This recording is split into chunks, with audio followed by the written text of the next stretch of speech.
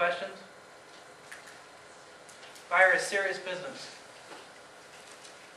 Panic caused a stampede. People died. 2/3 of the occupants left through the main entrance that was funneled down because of ticket taking. These numbers you see are the bodies they found in the locations they found them. This is where the band was. Oops, sorry. This is where the band was. The film crew funneled back in this direction to go through this single door to these double doors. That's the choke point. You see a number on the outside too. Those are the people that didn't make it too. They're now enforcing more regulations, more stringently. They're making sure all of their assemblies are sprinkled like they should be. At the same time this happened, a month earlier there was another incident that happened at a different bar. Same kind of thing. Pyrotechnics ignited some combustible finishing. The building was sprinkled. One person was injured.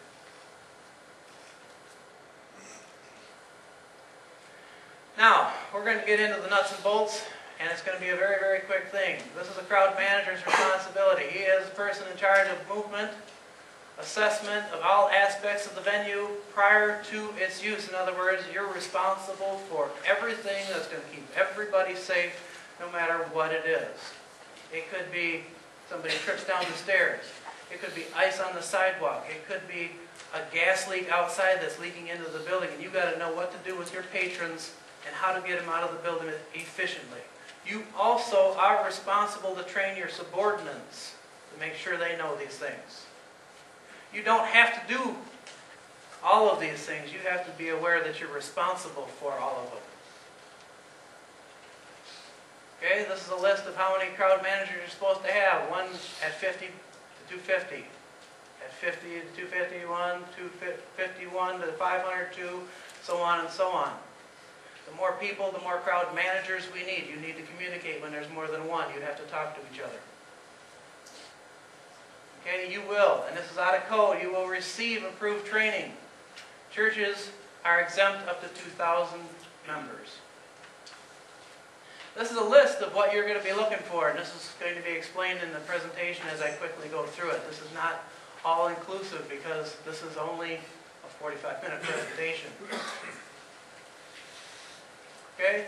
You're going to prevent overcrowding by monitoring the amount of people in the areas.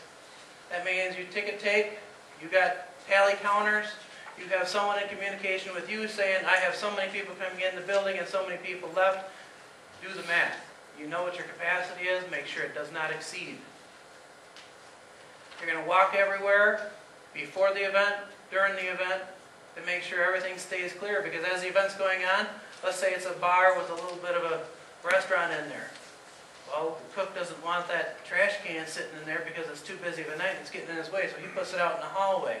That hallway is now an exit way for everybody trying to get out of the building. Somebody trips over that trash can, it falls in front of them, they fall on top of it, cordwood starts stacking up and people die. We don't want people dying. Okay, building fundamentals, exits. This is more important on the construction, but this is also something that you need to know. A minimum of 2 exits you are required for up to 500 people. Beyond 500 people, you add on more doors. Opening force. Well, let's start with the top. This is an important one. It has to be made clear and unobstructed. There's a lot of things that can block a door. Your trash can, a dumpster outside the door. During the wintertime, if it snows here, if the snow isn't shoveled from the back side of the door, it will not open. We have to have these doors clear, readily accessible, easy to open. That's why there's a 15-pound force. 15 pounds is not a lot of pounds. 10-pound bag of sugar, you know what that feels like. Add another half bag of sugar. That's not a lot of weight to push a door open. This is important. On the theater fires, the doors swung in.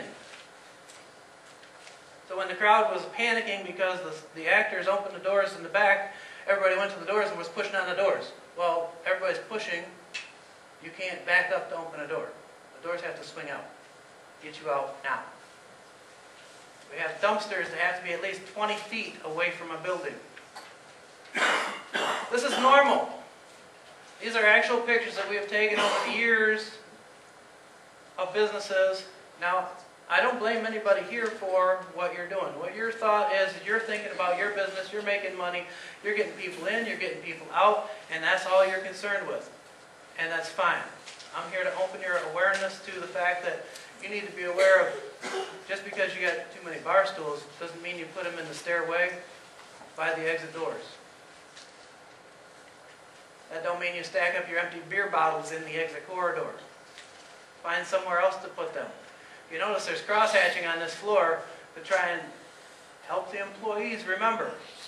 The employees are thinking about, I have to do this because he wants me to go do it. They're not thinking about, well, he told me to go store it somewhere. Now granted, Joey here is not a very big guy, but he is leaning on that door trying to get it open. That's way more than 15 pounds.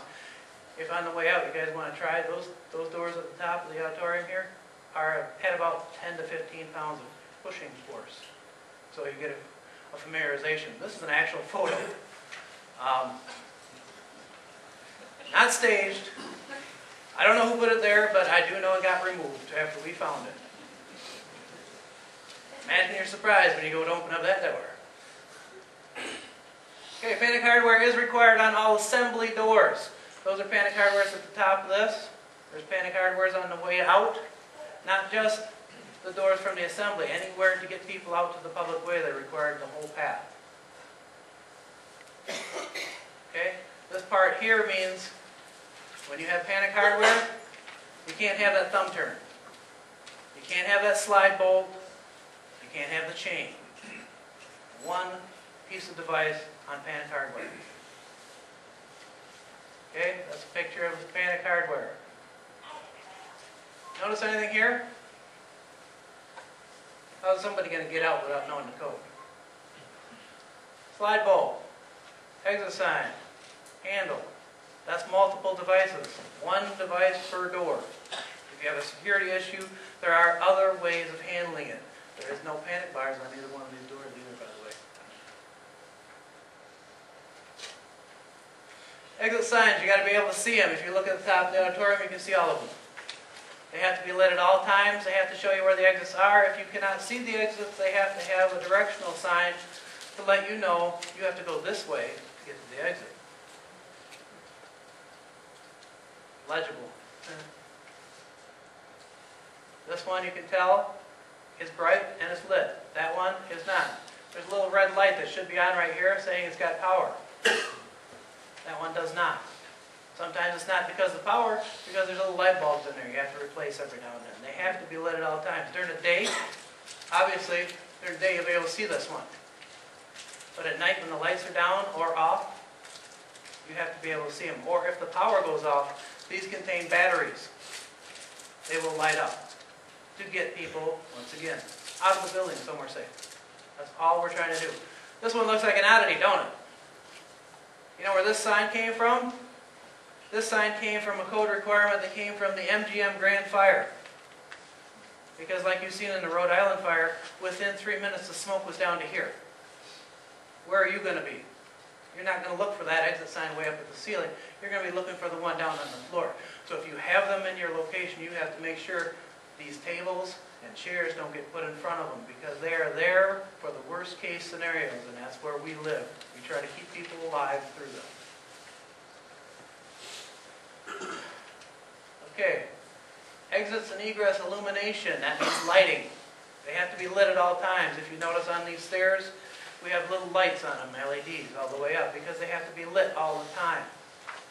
Your exit paths throughout your spaces all have to be lit at all times, be it from lights from the house or emergency lights. Emergency light is just a light that sits there with batteries supplied to it and a power source. When the power goes off, the lights come on.